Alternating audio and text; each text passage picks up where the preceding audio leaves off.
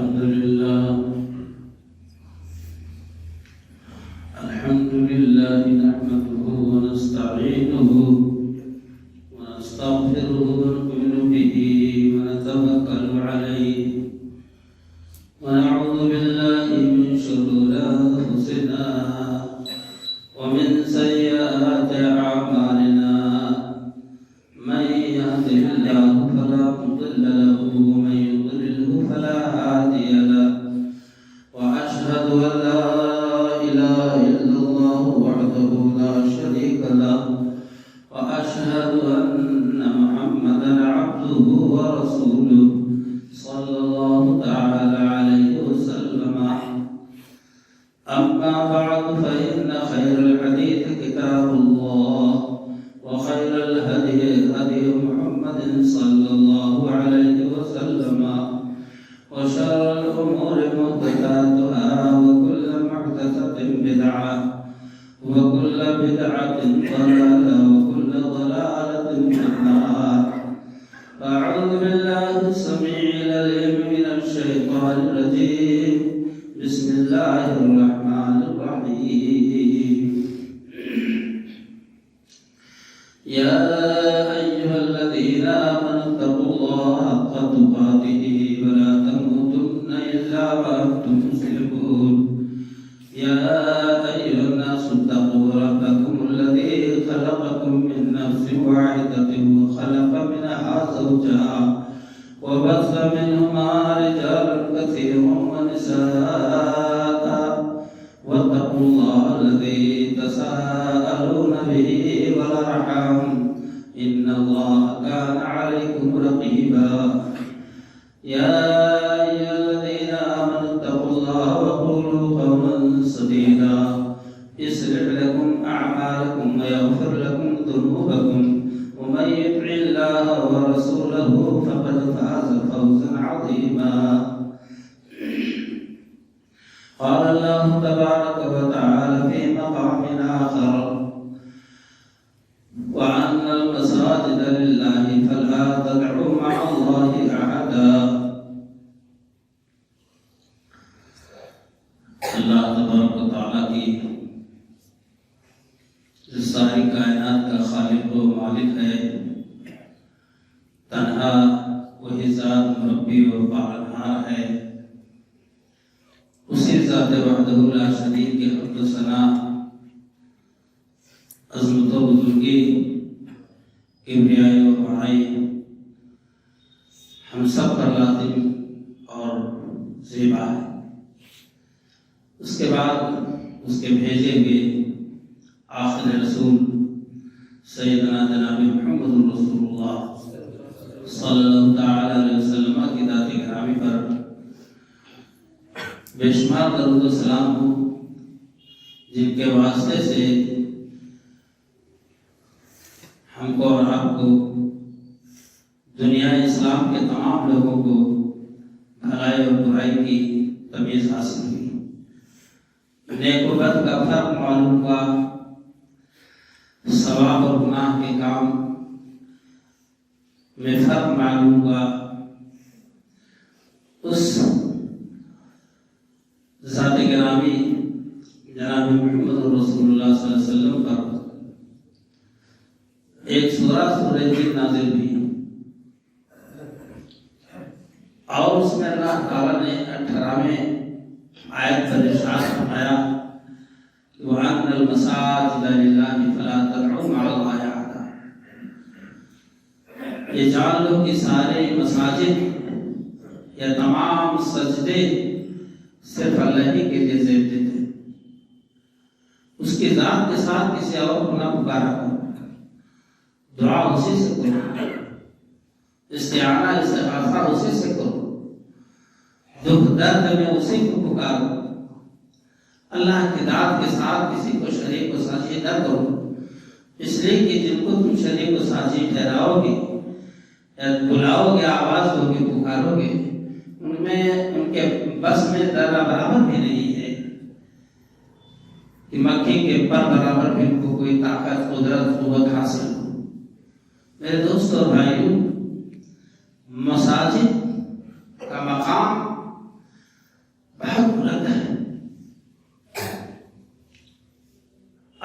نبی جناب محمد رسول اللہ صلی اللہ علیہ وسلم مسجد الحرام چھوڑ کر مکہ معظمہ ہجرت فرما کر مدینہ منورہ میں تشریف لائے، جس میں سب سے پہلے آپ صلی اللہ علیہ وسلم نے قباء گاؤں میں جو ہے قیام فرمایا 14 دن میں۔ اللہ کی عبادت کے گھر کی اتنی لگن، اتنی چاہت، اس کی ضرورت کے پیش نظر آپ نے قباء گاؤں میں ایک مسجد کی بنیاد ڈال دی، اور اس سے اتنی محبت آپ صلی اللہ علیہ وسلم فرماتے ہیں کہ تقریباً ہر سنیچر کو آپ سواری کے ذریعہ یا پیدل چل کر کے قباء مسجد جاتے ہیں اور وہاں نماز ادا فرماتے ہیں۔ آج بھی حجاج کرام جن کو اللہ نے توفیق سے نوازا، وہ جو وہاں پہنچے مدینہ منورہ کے بعد مسجد قباء ضرور جاتے ہیں، اس سنت کی ادائیگی کہ ہمارے مدنی آقا صلی اللہ علیہ وسلم یہاں ہر سنیچر کو تشریف لاتے تھے، اس مسجد قباء کی زیارت اور وہاں پہنچ کے نماز نفل پڑھنا یا جماعت کے ساتھ فرض ادا کرنا، یہ سنت ہے۔ میرے دوستوں بھائیوں، قرآن پاک میں اللہ تعالیٰ نے مختلف مقامات میں مسجدوں کا ذکر فرمایا، سورہ توبہ، سورہ جن، سورہ کہف اور دیگر مقامات میں، سورہ بقرہ میں، سورہ بقرہ میں مسجد الحرام کا تذکرہ فرمایا، جہاں ایک وقت کی نماز 1 لاکھ نماز کے برابر کا ثواب ملتا۔ اللہ کے رسول صلی اللہ علیہ وسلم جو مدینہ منورہ تشریف فرما ہوئے تو اپنے گھر کی فکر نہیں کی کہ ہمارا گھر تیار ہو جائے، ہمارے آرام اور شائز کی جگہ متعین ہو جائے۔ سب سے پہلے آپ نے اللہ کی عبادت کی جگہ، گھر کو، اس گھر کو بنوانے کی فکر کی، جس کا نام مسجد ہے۔ لَمَسْجِدُ أُسِّسَ عَلَى التَّقْوَىٰ مِنْ أَوَّلِ يَوْمٍ أَحَقُّ أَن تَقُومَ فِيهِ الرِّجَالُ۔ منافقین نے ایک مسجد بنائی، مسجد الغرار، اور انہوں نے یہ چاہا کہ یہاں بیٹھ کر کے مسجد میں ہم مسلمانوں کے خلاف میٹنگ کریں گے، مسلمانوں کے خلاف میٹنگ کریں گے اور نماز میں بھی نہیں جائیں گے، ورنہ مسجد نبی میں جانے مطلب نماز ادا کرنا ہو تو نماز سے بھی بچ جائیں گے، اور ادھر مسلمانوں کے خلاف مختلف سازشیں کریں گے۔ ایک امین گاہ ہم نے مرتب کیا مسجد کے نام پر۔ اللہ کے رسول صلی اللہ علیہ وسلم وہ لوگوں نے افتتاح کے لیے بلایا کہ آج اس کی اوپننگ کر دیجیے۔ اللہ کے رسول صلی اللہ علیہ وسلم کو اللہ نے منع فرما دیا، قال الذین اتخذوا مسجدا ضرارا، جن لوگوں نے مسجد ضرار بنایا ہے آپ اس میں قطع نہ جائیے گا۔ آپ صلی اللہ علیہ وسلم نے اس کو گروا دیا، ڈھا کے ہم اسمات کر دیا، اور اللہ نے بتایا کہ انہوں نے ایک امین گاہ بنایا ہے، یہاں مشورے ہوتے ہیں مسلمانوں کے خلاف، اسلام کے خلاف سازشیں ہوتی ہیں۔ میرے دوستوں بھائیوں، مسجد تو صرف اللہ کی عبادت کے لیے، مسجد صرف اللہ کے ذکر و اذکار کے لیے ہے، قرآن کی تلاوت کے لیے، اس کا مقام بہت بلند ہے۔ اللہ کے رسول جناب محمد رسول اللہ صلی اللہ علیہ وسلم نے فرمایا، احب البلاد الی اللہ مساجدہا وابغض البلاد الی اللہ اسواقہا، دنیا میں سب سے بہترین زمین کا محبوب ٹکڑا اللہ کے نزدیک ہے جس میں مسجد بنی ہوئی۔ جتنے دائرے میں مسجد بنی ہے اللہ کے نزدیک بہت پیاری جگہ ہے، کیوں؟ وہاں صرف اللہ کا نام لیا جاتا ہے، اللہ کا ذکر خیر ہوتا ہے، اس کے نام کی تسبیح و تعظیم ہوتی ہے۔ وَأَبْغَضُ الْبِلَادِ إِلَى اللَّهِ أَسْوَاقُهَا، اور زمین میں سب سے خراب جگہ بازار ہے، کیونکہ وہاں صرف دنیا داری ہوتی ہے، الا ماشاءاللہ الا ماشاءاللہ۔ کوئی اللہ کا بندہ ہو جو نماز تسبیح بھی پڑھ رہا ہو، ذکر اللہ بھی کر رہا ہو، بازار کے کاروبار میں بھی لگا ہو، زیادہ تر غفلت کا موقع ہوتا ہے بازار میں۔ اب آپ سمجھ لیجیے کہ مسجد جو محبوب ترین جگہ ہے، زمین کا ٹکڑا اللہ کا، یا نزدیک، اور اسی کے مقابل میں بازار کو اللہ تعالیٰ نے فرمایا کہ مبغضن وفی البلاد، زمین کے خراب ٹکڑوں میں سب سے زیادہ مبغوض جگہ بازار ہے۔ اب آج کو بغیر بازار کے لوگ اللہ کی مساجد سے غافل ہیں، غم شب میں لگے لا یعنی زندگی گزار رہے ہیں، اللہ سے دور رہتے ہیں۔ میرے دوست اور بھائی، مسجدوں کا مقام بہت بلند ہے۔ حضور اکرم صلی اللہ علیہ وسلم نے ایک بار فرمایا اذا مررتم بریاض الجنۃ فارتعوا، جب تم جنت کی کیاریوں سے گزرو، جنت کی کیاریوں میں آؤ تو چرا کرو، جیسے چرا چرایا جاتا ہے۔ قیل یا رسول اللہ وما ریاض الجنہ، صحابہ کرام نے عرض کیا، جو بات سمجھ میں نہیں آتی صحابہ کرام کے فوراً پوچھتے تھے تاکہ اس کی وضاحت ہو جائے۔ آپ صلی اللہ علیہ وسلم سے پوچھا کہ اللہ کے رسول صلی اللہ علیہ وسلم ریاض الجنہ کیا ہے، جنت کی کیاری وہ کہاں ہے جہاں ہم گزرے تو چرے؟ آپ نے فرمایا، آپ صلی اللہ علیہ وسلم نے فرمایا کہ یہ مساجد مسجدیں ہیں، یہ جنت کی کیاریاں ہیں۔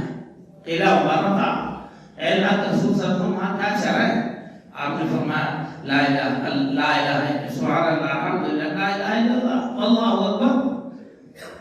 یہ تحمید، یہ تسبیح، یہ تحلیل، یہ تکبیر، یہ تقدیس تم اللہ کی بیان کرو، یہی چرنا ہوگا۔ یہ روحانی غذا ہے۔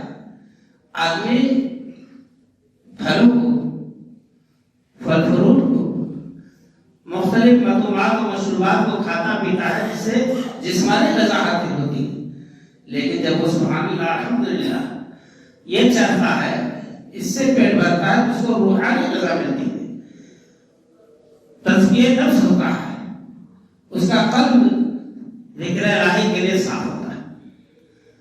اللہ کے رسول صلی اللہ علیہ وسلم نے فرمایا کہ اللہ کے رسول صلی اللہ علیہ وسلم نے فرمایا کہ جنت کی کیاری میں چرنا یہ ہے کہ تو سبحان اللہ الحمدللہ ولا الہ الا اللہ اللہ اکبر پڑھا کرو، یہی چرنا ہوگا جو روحانی غذا ہمارے آپ کے لیے، ہمارے جسم میں، ہمارے جان میں بالیدگی ہے، کثافت ہے، گندگی ہے گناہوں کی، اس کی صفائی کے لیے ہمارے اور آپ کے لیے آقا مدنی جناب محمد رسول اللہ صلی اللہ علیہ وسلم نے فرمایا کہ تم سبحان اللہ الحمدللہ ولا الہ الا اللہ، ایک مرتبہ کوئی سبحان اللہ کہتا ہے، آپ نے فرمایا تب میزان بھر جاتا ہے، جو ترازو میں تولا جائے گا اعمال نامے قیامت کے، وہ سبحان اللہ الحمدللہ تبلان یا تبلو ما بین السماء والارض، یہ دونوں زمین آسمان کو بھر دیتے ہیں ثواب سے۔ تو میرے دوستوں بھائی، مساجد کا مقام بہت بلند ہے۔ اللہ کے نبی جناب محمد رسول اللہ صلی اللہ علیہ وسلم فرمایا من بنا للہ مسجدا بنى اللہ له بیتا فی الجنہ، جس نے مسجد بنائی اللہ کے لیے، للہ پہلے لگا ہوا ہے، من بنا للہ یعنی خالصتا لوجہ اللہ، ابتغاء لوجہ اللہ، اللہ کی ذات کو خوش کرنے کے لیے، اس کی رضا کے لیے، اخلاص نیت کے ساتھ، سچی نیت کے ساتھ، ریا نمود نہیں، دکھاوا نہیں۔ من بنا للہ مسجدا بنى اللہ له بیتا فی الجنہ، اللہ تعالیٰ اس کے لیے جنت میں ایک گھر بنا دیتا ہے۔ اللہ نے اس عیدگاہ کی جنت، یہ عیدگاہ کی مسجد زیادہ ٹائلس لگ گئی، ماربل لگ گیا، بہت خوبصورت لگنے لگی بات۔ اللہ کے یہاں جو جنت میں گھر بنے گا، اس کا کوئی موازنہ مقابلہ یہاں کے اسی عیدگاہ سے کر سکتے ہیں؟ مشک و عنبر کا پانی کی جگہ استعمال ہوگا، اور سب ریزے ہوں گے، زر و جواہرات کے، سونے چاندی کے اینٹیں ہوں گے، کیا تقابل ہے کر سکتے ہیں ہم اور آپ اس دنیا سے اور آخرت کا، جس کے بارے میں خدا جناب رسول اللہ صلی اللہ علیہ وسلم فرمایا ما لا يدرك ولا سمعت وذل سمعت ولا خطر على قلب بشر، نہ آنکھوں نے دیکھا ہے، نہ کانوں نے سنا ہے، نہ دل پر اس کا احساس گزر سکتا ہے کہ وہ جنت کیسی ہے۔ سنتے رہیے اور اسی میں مست ہو جائیے جنت جنت جنت. من بنا للہ بیتا بن اللہ له بیتا فی الجنہ. اللہ تعالیٰ اس کے لیے جنت میں ایک گھر بنا دیتا. جس نے اللہ کے لیے مسجد کی تعمیر کی بہت بڑا مقام ہے, بہت بڑا مقام ہے. ہم اور آپ اس مقام کو, اس مرتبے کو اپنے ہاتھ سے دھارن کریں. میرے دوستوں اور بھائی, ہمارے پاس پڑوس کے لوگوں کی بڑی بدنصیبی ہے اس مسجد کی یا کہیں بھی مساجد ہیں اور جن کا گھر مسجدوں سے ملا ہوا متصل ہے, وہ حاضری دینے سے معذور ہے, قاصر ہے. اس ثواب سے, اس سعادت سے وہ محروم ہے کہ اللہ کا گھر اتنا قریب ہے, اذان ہوتی ہے, لا لبا کے نماز پڑھیں جماعت کے ساتھ. 25 گنا ثواب ہوتا ہے جماعت سے نماز پڑھنے کا, اکیلے نماز پڑھنے سے.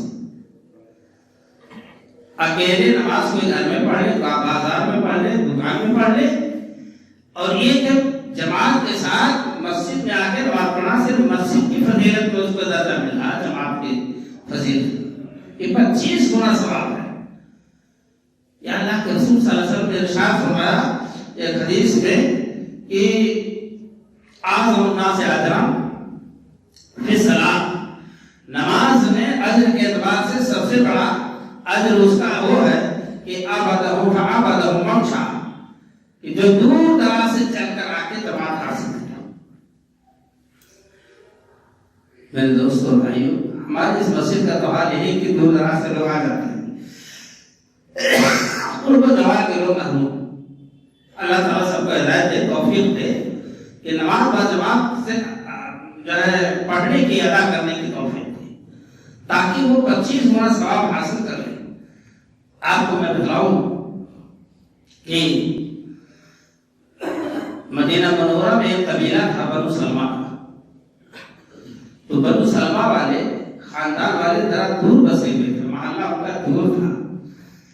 5 نمازوں میں آتے تھے, جماعت سے نماز پڑھتے تھے, لیکن ان کو دشواری محسوس ہوتی تھی.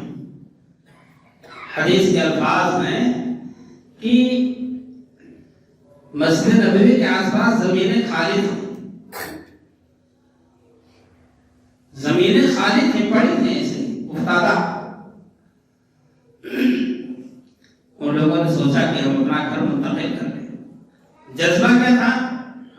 ان کے جذبے کو قربان جائیے کہ جب ہم مسجد نبوی کے قریب ہو جائیں گے تو بسہولت جماعت حاصل کر لیں گے, بلا کسی تکلف, بلا کسی مشقت. اللہ کتنا جذبہ تھا صحابہ کرام میں اس نماز کے لیے, جس کا ہماری زندگی میں آتا پتہ بھی نہیں. اللہ تحقیق کی بازی ہو تو شرکت نہیں کرتا, اور وہ کھیل مریدی کا تو ہوتا ہے بہت جلد. آج مشاعرہ ہے, بہت ٹھنڈک کے باوجود بس رفلی انداز میں کھڑے رہیں گے پوری رات. آپ نماز کے لیے مغرب کے ٹائم ہی سے جانا شروع ہو جاتا ہے, ٹھنڈک لگنے لگتی ہے. یا ہمارے نوجوانوں کا حد ہو گئی, تن بدن آج ٹھہر نہیں رہا ہے. یہ آج اللہ اکبر سب مشاعرہ اور نماز کے لیے جہاں 5 ٹائم بلایا جاتا ہے اس کے لیے کوئی فکر نہیں. تو بنو سلمہ کے لوگوں نے یہ رائے کی, اللہ کے رسول صلی اللہ علیہ وسلم کو خبر ہوئی, لوگوں نے بتلا دیا کہ بنو سلمہ خاندان وہاں سے گزر کر مسجد نبوی کے قریب اس لیے آنا چاہتا ہے تاکہ ہم نماز میں آسانی سے پہنچ جائیں. آپ صلی اللہ علیہ وسلم نے بلایا, بنو سلمہ کے افراد کو بلایا, اور آپ نے فرمایا کیا تمہارا ارادہ ایسا ہے؟ عرض کیا کہ اللہ کے رسول صلی اللہ علیہ وسلم ہمارا ارادہ تو ایسا ہے, سب نے سوچا ہے کہ تاکہ نماز با جماعت ہم کو مل جائے گا آسانی سے. تکلف سے تو ملتی ہی, تکلیف اٹھا کر کوئی بات نہیں, دور دراز سے آتے ہیں. آپ نے فرمایا بنو سلمہ, یا بنی سلمہ تکتب دیارکم دیارکم تکتب آثارکم دیارکم، اے بنو سلمہ کے لوگوں تمہارے قدموں کے نشانات لکھے جاتے ہیں. جب ایک قدم تم موضوع ہو کر رکھتے ہو پھر دوسرا پھر تیسرا تو ایک گناہ جو ہے مٹایا جاتا ہے اور ایک نیکی لکھی جاتی ہے اور ایک درجہ بلند کیا جاتا ہے. 3 فوائد ایک قدم میں، پھر دوسرا پھر تیسرا. جب تک تم مسجد نبوی تک پہنچتے ہو تب تک تمہارے درجات کتنے بلند ہو جاتے ہیں، کتنے گناہ مٹ جاتے ہیں اور کتنی نیکیاں لکھ دی جاتی ہیں. اس کا اندازہ اب آپ لوگ خود کریں، فیصلہ لیں. آپ صلی اللہ علیہ وسلم کی اس نصیحت پر بنو سلمہ نے اپنا ارادہ ترک کر دیا. یہ تو بہت بڑی فضیلت سب کو حاصل ہوئی. ماشاءاللہ ہماری مسجد میں بہت سے ایسے سن رسیدہ بزرگ لوگ عشاء فجر اور دیگر نمازوں میں ہر ممکن پہنچنے کی کوشش کرتے ہیں، مگر ہمارے نوجوان مست کھیل کود تماشے میں کوئی فکر نہیں. میرے دوست اور بھائیوں، اللہ تعالیٰ نے مسجدیں جو دی ہیں ہم کو آپ کو، دنیا میں جو مسجدیں بنائی گئی ہیں صرف اور صرف اللہ کی عبادت. یہاں تو غیر اللہ کا تصور ہی نہیں ممکن ہو سکتا. یا اور بات ہے لوگ اللہ کو چھوڑ کر غیر اللہ کو مسجدوں سے پکارنے لگے. یہ ان کی بدبختی ہے، بدنصیبی ہے کہ قرآن کے خلاف، جناب رسول اللہ صلی اللہ علیہ وسلم کے فرمان کے خلاف یہ سارا عمل ہو رہا ہے.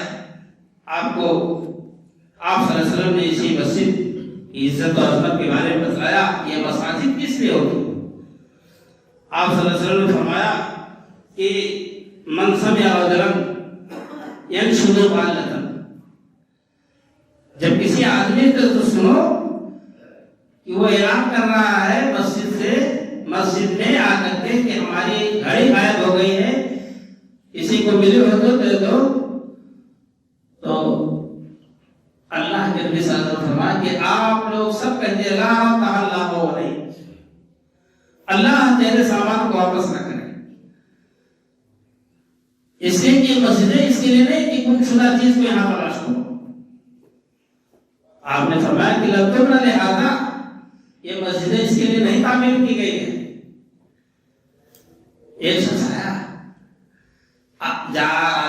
ایک عربی آئے، دیہاتی آئے حضور اکرم صلی اللہ علیہ وسلم کی آپس میں، تہذیب سے ناشنا تھے، ادب و تہذیب، مسجد کیا چیز ہے، مقام کیا ہے. بس ایک مسجد کے گوشے میں، اسی مسجد نبوی کے گوشے میں بیٹھ کر استنجا کرنے لگے، پیشاب کرنے لگے. صحابہ کرام رضی اللہ تعالیٰ عنہ چھپٹ پڑے. آپ نے روکا ٹھہرو، ابھی اس کا پیشاب بند ہو جائے خوف سے تو کیا ہوگا. با حکمت آپ صلی اللہ علیہ وسلم کی زندگی تھی، حکمت سے بھری ہوئی تھی. آپ نے روکا، جب انہوں نے پیشاب کر چکا اس کو بلایا، پیار محبت سے بٹھایا اور آپ نے فرمایا بھائی میرے، یہ مسجد اللہ کے ذکر کے لیے ہے، نماز کے لیے، ذکر الہ کے لیے، پیشاب پخانہ کے لیے ذکر نہیں. اور صحابہ کرام رضی اللہ عنہم سے آپ نے فرمایا جاؤ اس میں ایک رول پانی ڈال دو. اس سے بھی نہیں کہا کہ تم جاؤ ڈالو، دوسروں سے کر رہا ہے. اور آپ نے کیا فرمایا کہ ذکر الہی کے لیے مسجد ہے. میرے دوست اور بھائیوں، اس مساجد کے احترام میں آپ صلی اللہ علیہ وسلم نے فرمایا من اکل من هذه الشجرة الممتنعة، جس نے بدبودار طرف سے پودے سے یہ چیز کھائی، گلاب، لہسن اور پیاز، کچا لہسن، کچی پیاز کھائے، تو آپ نے فرمایا فلا یقربن مسجدنا هذا، ہماری مسجدوں کے قریب نہ آئے. اس لیے کہ جس چیز سے انسان کو تکلیف ہوتی ہے فرشتوں کو بھی تکلیف ہوتی ہے. آپ کے ساتھ فرشتے ہیں، آپ کے ساتھ جماعت میں فرشتے ہیں، ہم نہیں دیکھتے. حدیث شریف میں آتا ہے پھر فرشتے جو ہے گیٹ پر جمعہ کے دن کھڑے ہوتے ہیں رجسٹر لے کر کے، اور پھر لکھتے ہیں کہ پہلا آدمی جو آیا اس کے لیے 1 اونٹ کا ثواب دے دو، لکھ دو قربانی کرنے کا. دوسرے لمحے جو آیا اس کے گائے کہ قربانی کا ثواب دے دو، یہاں تک کہ انڈے کا ثواب آ جاتا ہے. پھر جب خطیب ممبر پر بیٹھ جاتا ہے، اذان شروع ہو جاتی ہے، تو فرشتے اپنا رجسٹر بند کر کے جماعت میں آ جاتے ہیں، بعض نصیحت کی بات سنتے ہیں۔ میرے دوستوں اور بھائیوں، فرشتے ہماری نمازوں کے ساتھ ہوتے ہیں۔ آپ صلی اللہ علیہ وسلم نے فرمایا کہ اس چیز سے ان کو بھی تکلیف پہنچی ہے جسے انسانوں کو تکلیف پہنچتی ہے، اس لیے ہم کو اور آپ کو ان تمام باتوں کا خاص خیال رکھنا چاہیے۔ مساجد وہ جگہ ہیں جہاں سے ہم اللہ سے دعائیں کرتے ہیں، ہاتھ پھیلا کر، سجدے میں جا کر، یا بھی بیٹھے بیٹھے ادب کے ساتھ اللہ سے قبلہ ہو کر کے دعائیں کرتے ہیں۔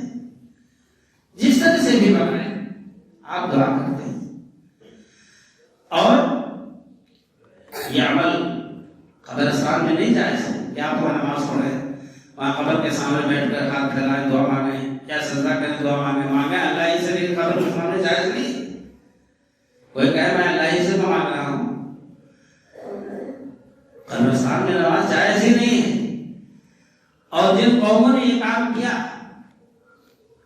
کہ قبرستان کو اور قبروں کو مساجد بنایا، اللہ کے رسول صلی اللہ علیہ وسلم نے ان تمام باتوں سے ارشاد فرما دیا، فرمایا کہ وَإِنَّ مَنْ كَانَ قَبْلَكُمْ كَانُوا يَتَّخِذُونَ قُبُورَ أَنْبِيَائِهِمْ وَصَالِحِينَ مَسْجِدًا۔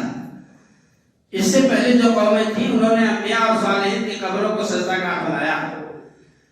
آپ صلی اللہ علیہ وسلم نے فرمایا کہ فَلَا تَتَّخِذُوا إِنِّي أَنْهَاكُمْ عَنْ ذَلِكَ، اے لوگوں میں تم کو منع کر رہا ہوں کہ یہ کام میرے امت کے افراد نہیں کریں گے۔ ہاں ایک بات ہے کہ اپنے گھروں میں مسجدیں بنا لیں، پاک صاف رکھیں، خوشبودار رکھیں، ان مساجد کو بھی خوشبودار کرنے کا حکم ہے۔ کوئی لائے تھوڑا عطر لگا دے فرش میں اور خوشبو پیدا ہو، ثواب ملے گا۔ تو یہ مساجد یا گھر کے اندر کوئی جگہ مرتب کر لیا کہ نوافل نہیں پڑھے گا، وہی تلاوت کرے گا، وہی ذکر الہی کرے گا، مگر فرائض کے لیے تو مسجد میں آنا پڑے گا، جماعت کے ساتھ ادا کرنا پڑے گا۔ اللہ کے رسول صلی اللہ علیہ وسلم نے فرمایا کہ عن ابی ہریرہ رضی اللہ عنہ قال قال رسول اللہ صلی اللہ علیہ وسلم اجعلوا فی بیوتکم من صلاتکم لا تتخذوها قبورا، اپنے گھروں میں نماز ادا کرو، اس کو قبرستان نہ بناؤ۔ جیسے قبرستان میں نماز جائز نہیں ہے تو گھر میں نماز جائز ہے، سنتیں پڑھ لو، نوافل پڑھ لو، تہجد پڑھ لو۔ یہ قبرستان والا مسئلہ گھر کو نہ بناؤ۔ جب نمازیں پڑھو گے، قرآن کی تلاوت کرو گے تو شیطان مردود نکل کر بھاگ گا۔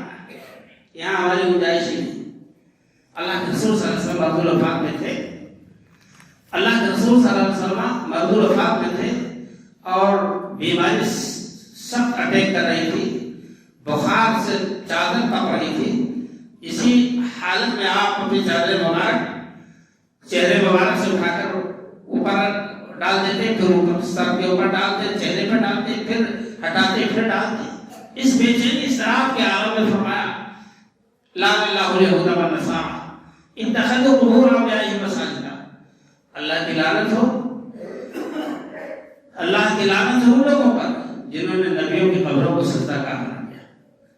نبیوں کی قبروں کو سجدہ گاہ بنانا، ان سے مرادیں مانگنا، منتیں ان کے نام پر مانگنا اور ان کی قبروں کا طواف کرنا اور انہیں مشکلات میں پکارنا کسی بھی طرح سے شریعت اسلامیہ میں جائز نہیں ہے اور کسی بھی شریعت میں چیز جائز نہیں ہے۔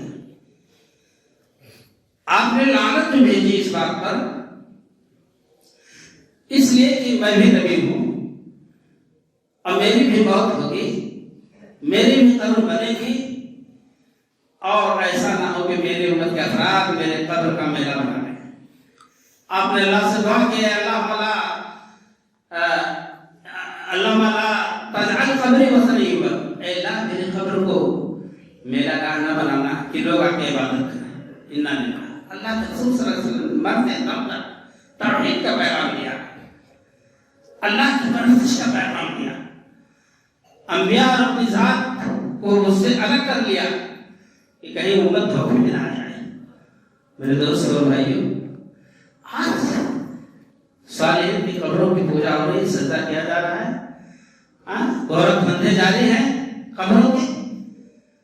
مرادیں پوری ہو رہی ہیں. ایک جانور کی مراد کہاں سے پوری ہوتی ہے جس کے بھی بچے ہوتے ہیں, روزی اس کو بھی ملتی ہے, بے زبان جانوروں کو. وما من دابة في الأرض إلا على الله رزقها ويعلم مستقرها ومستودعها.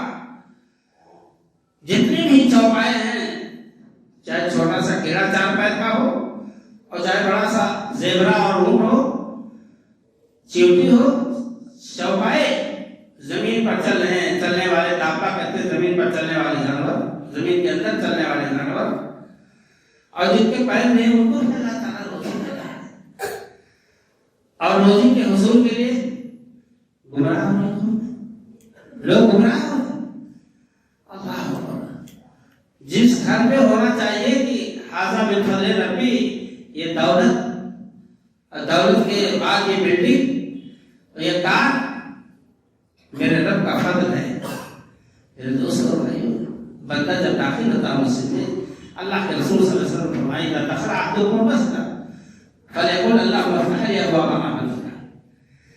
جب آدمی داخل ہو مسجد کے دروازے پر قدم رکھے تو یہ پڑھے اللهم افتح لي ابواب رحمتك, اے اللہ میرے لیے تو رحمت کے دروازے کھول دے. نماز ادا کی, نکلنے لگا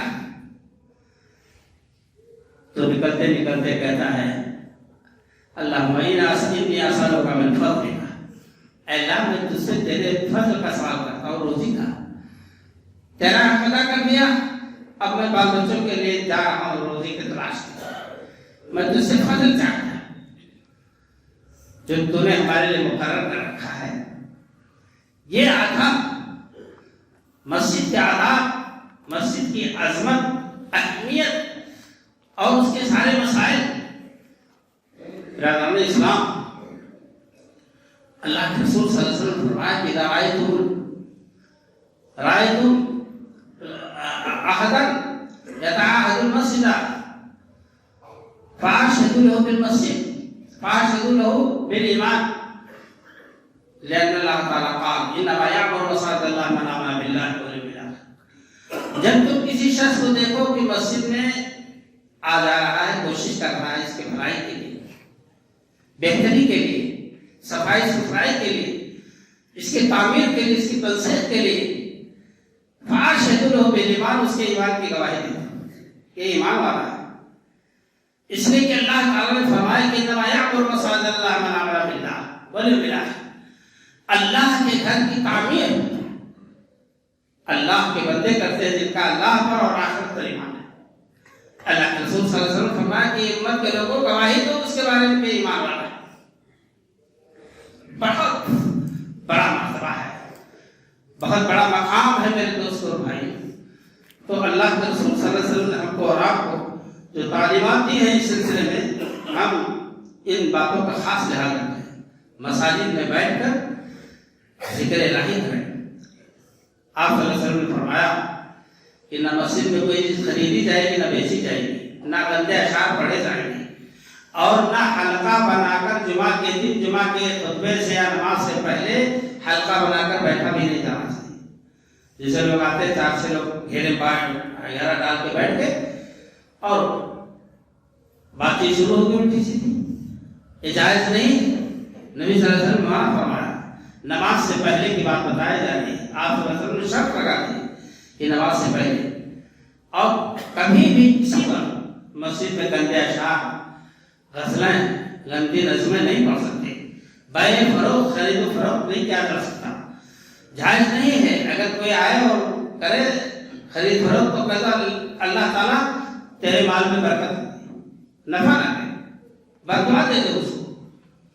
اس لیے کہ مسجد کی عظمت, مسجد کا مقصد فوت ہو رہا ہے. مسجد کی عظمت اور اس کا مقصد جو ہے ذکر الہی ہے, اللہ کے ذکر کو بلند کرنا ہے.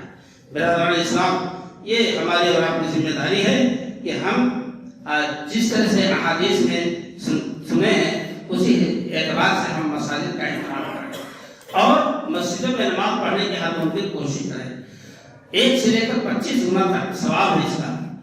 اور یہ جو میں نے موضوع اٹھایا ہے اس لیے کہ میں نے طہارت کا, وضو غسل کا طریقہ بتایا, نماز کے اوقات بتلائے, اذان کا طریقہ اور اذان کی فضیلت، اس کی تاریخ بتلائی۔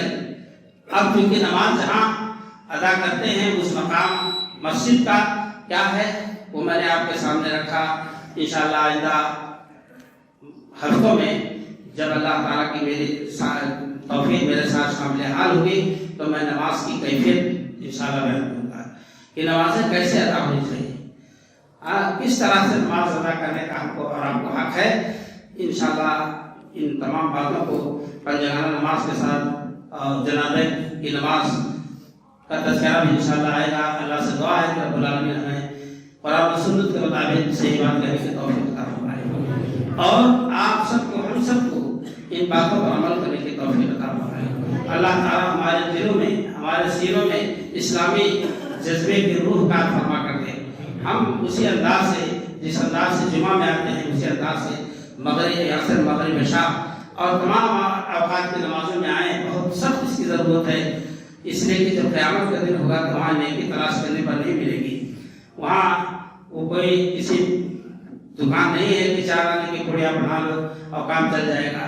اس لیے میرے دوستوں اور بھائیوں، آپ کل کے آنے والے دن کی فکر کریں اور اللہ سے دعا کریں رب کائنات ہم تمام لوگوں کو صحیح معنوں میں ایمان و اسلام کی توفیق سے مالا مال فرمائے۔ جو بیمار اللہ انہیں شفا عطا فرمائے، جو لوگ راہ ہدایت کے متلاشی اللہ انہیں ہدایت یاب، اور اسی طرح سے ہم سب کو اللہ تعالیٰ اسلام کے ساتھ زندہ رکھے اور حاکمات کو ایمان پر آمین۔ تقبل